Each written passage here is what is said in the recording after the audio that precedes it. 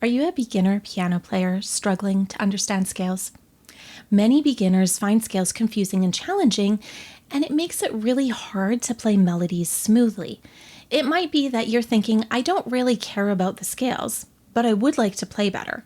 These are actually really linked. So in this video, we'll be using a beautiful piece called Whimsy, Magic, and Mystery to break down a particular scale, and I'm going to show you how scales form the foundation of melodies.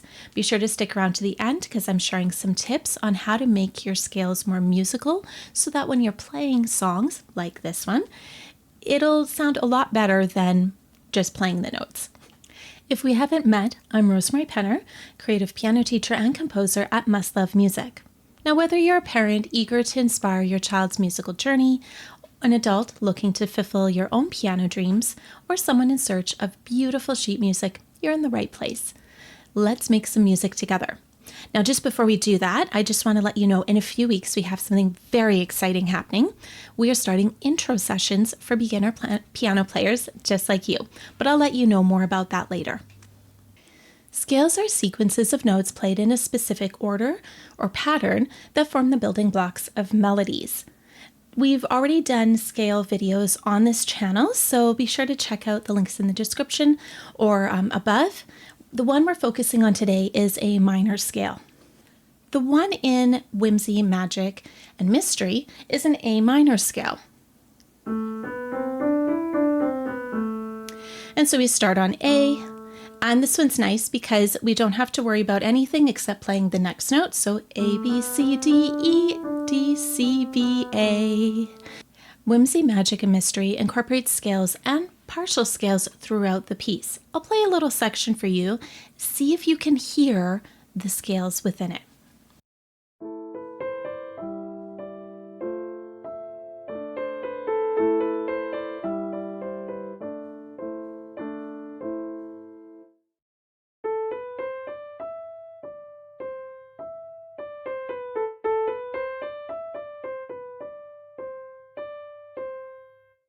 So how do we practice these scales?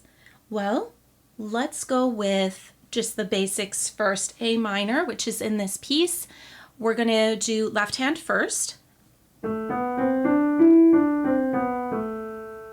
And then right hand. Go ahead and follow along with me. Pause as needed. And then hands together. I'm going to point out a few things that I did within this, and then we'll kind of break it down. So the first thing is keeping a rounded hand shape. If you put your hands on your knees and then you lift your hands in that same position, you'll notice that your fingers naturally curve. And that's what we want. We want naturally curved hands. We don't want them to be like T-Rex claws, but we do want them to be relaxed. We also want to make sure that our forearm and wrist and hand, they're in a nice line. When we're playing like this, we're actually cutting off, we're cutting things off here in terms of the nerves. So we want everything to be relaxed. That's automatically going to make your scales sound better. The second thing is you can use your wrists and your elbows to create a more musical and fuller and smoother sound. So I'm going to play a little bit lower. Watch my left arm, okay? So I've started with my left elbow out a bit, and I'm going to emphasize this a bit, but so from the overhead and also from the side view, you should see that my elbow goes in and then back out. You're not going to do this as big of a motion, but just so you can really see it. And then the other thing I'm doing is notice that my wrist is coming up a bit and then going back down. So we're creating this whole motion, which allows our hands to stay very, very relaxed. And part of the reason our wrist is lifting is your thumb is so much shorter than every other finger. So we need to lift a little bit just so that it can play the notes without straining. And then the third thing is even finger movement. So I'll do this with the right hand this time. Notice that each of those was about the same length. Now in Whimsy, Magic, and Mystery, we have a scale, but it has a little bit of a detour and it changes the rhythm just slightly. We go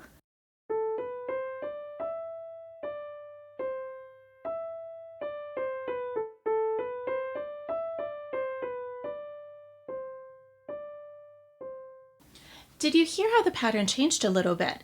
I had talked about having even finger movement, and that applies to the rhythm as well.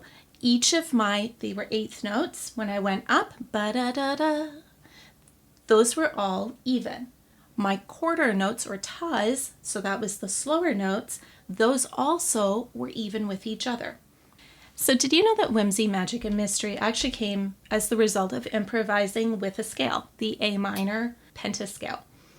So I'm going to show you, we've already gone through the pattern with A minor.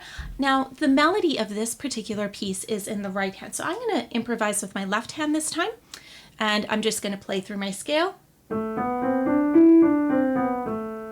Okay, so let me improvise with this, and I'm going to play mostly scale, but do some little detours and change my rhythm.